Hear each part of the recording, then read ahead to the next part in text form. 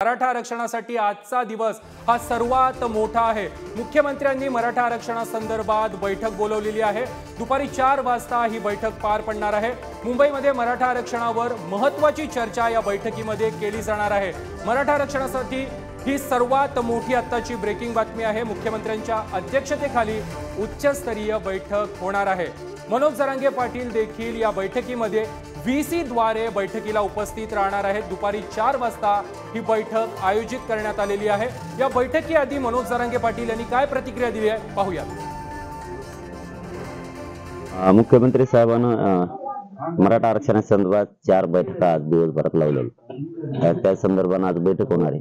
नेमके काय बैठकीचे विषय माहित नाही, ते 4 वाजता ओपन 4 वाजता बैठक होणार आहे। त्यावेळेस माहिती होईल। आपण विषयाद्वारे त्याच्यात सहभागी होण्याचं ठरवलं। आपण बघूयात आता नेमके विषय काय आणि सरकारची भूमिका काय आरक्षणाविषयी लक्षात येईल। नक्कीच मराठा आरक्षणासंदर्भातील ही सर्वात मोठी आणि महत्त्वाची बातमी आहे। मराठा आरक्षणासंदर्भात आज मुंबईमध्ये दिवसभरामध्ये 4 बैठका होणार आहेत। मुख्यमंत्र्यांनी आज दिवसभर 4 बैठका बोलवलेल्या आहेत। 20 तारखेला मनोज जरांगे पाटील यांचा मोर्चा हा मुंबईवर धडकणार आहे आणि याच मोर्चा आधी मराठा आरक्षणावर तोडगा काढण्यासाठी मुख्यमंत्री एकनाथ शिंदे यांनी आज दिवसभरामध्ये 4 बैठका बोलवलेल्या आहेत। मराठा आरक्षणासंदर्भात आजचा दिवस हा सर्वात महत्त्वाचा आहे। आजचा दिवस हा सर्वात मोठा आहे। मराठा आरक्षणासंदर्भात आज मुख्यमंत्री एकनाथ शिंदे यांनी 4 बैठका बोलवलेल्या आहेत। जरांगे पाटील यांचा मोर्चा हा 20 तारखेपासून अंतरवाली सराटीतून सुरू होणार आहे, तर 26 जानेवारीला तो मुंबईमध्ये धडकणार आहे आणि त्याआधीच आता मुख्यमंत्री एकनाथ शिंदे हे ॲक्शन मोडवर आलेले आहेत आणि याच संदर्भात अधिक माहिती देत आहेत आमचे प्रतिनिधी जिरे आहेत। सचिन जिरे, काय अधिकची माहिती? आज मुख्यमंत्र्यांनी 4 बैठका एकाच दिवसात बोलवलेल्या आहेत। नक्कीच प्रथमेश, या बैठका ज्या 4 बैठका होत आहेत सह्याद्रीवरती या मोठ्या घडामोड आहेत, कारण की एकाच दिवसामध्ये 4 बैठका होत आहेत आणि या मराठा आरक्षण संदर्भात होत आहेत।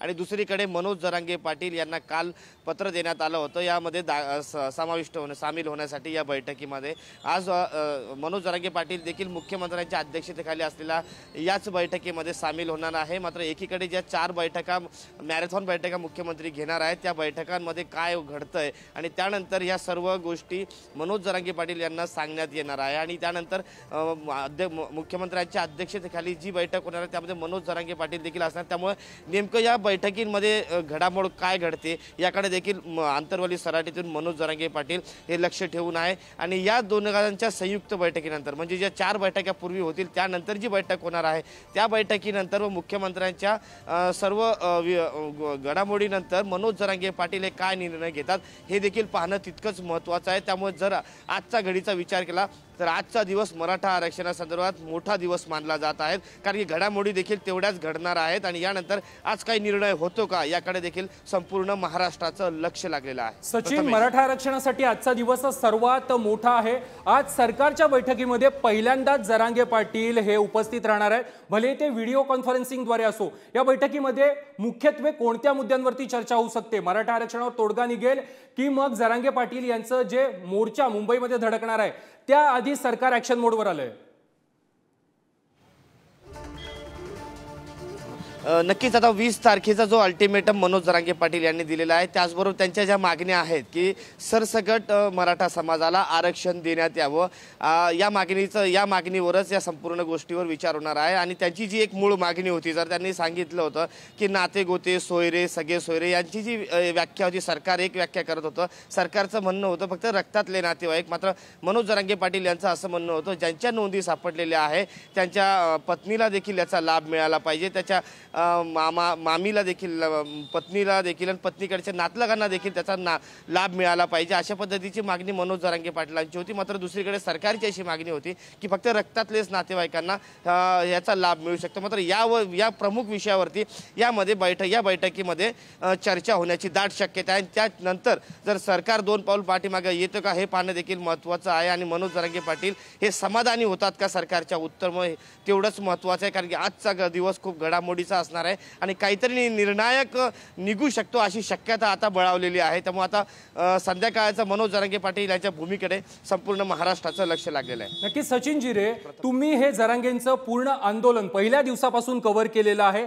आज जरांगे पाटलांबरोबर तुमचा काही संवाद झालेला आहे का? आजच्या बैठकीत जरांगे पाटील कोणते मुद्दे मांडू शकतात, सरकारकडे कोणत्या कोणत्या मागण्या करू शकतात, किंवा मग जे मराठा आंदोलन आहे मुंबईमध्ये धडकणार आहे त्याच्या नियोजनासंदर्भात सरकारकडे काही मागणी करू शकतात का, किंवा काही विनंती करू शकतात का?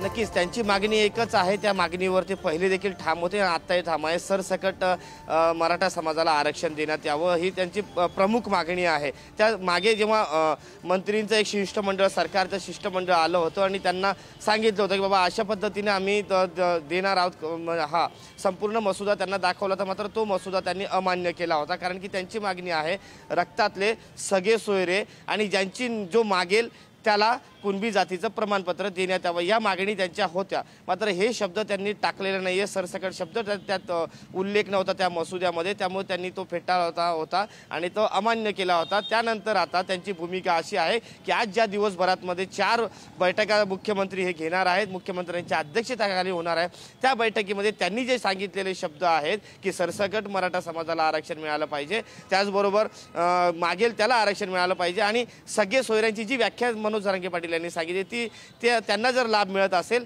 तर मग पुढचा विचार त्या ठिकाणी मनोज जरांगे पाटील करू शकतात. मात्र जर यावर विचार झाला नाही तर मनोज जरांगे पाटील हे वेगळी भूमिका देखील घेऊ शकतात. मात्र सध्या तरी ते VC द्वारे मुख्यमंत्र्यांच्या बैठकीमध्ये सामील झाले, हा एक कुठेतरी पॉझिटिव्ह असा संकेत मानला जात आहे. त्यामुळे काही घडामोड आज महत्त्वाच्या घडतील अशी देखील दाट शक्यता वर्तविण्यात येत आहे. नक्कीच सचिन, धन्यवाद तुम्ही दिलेल्या माहिती संदर्भात.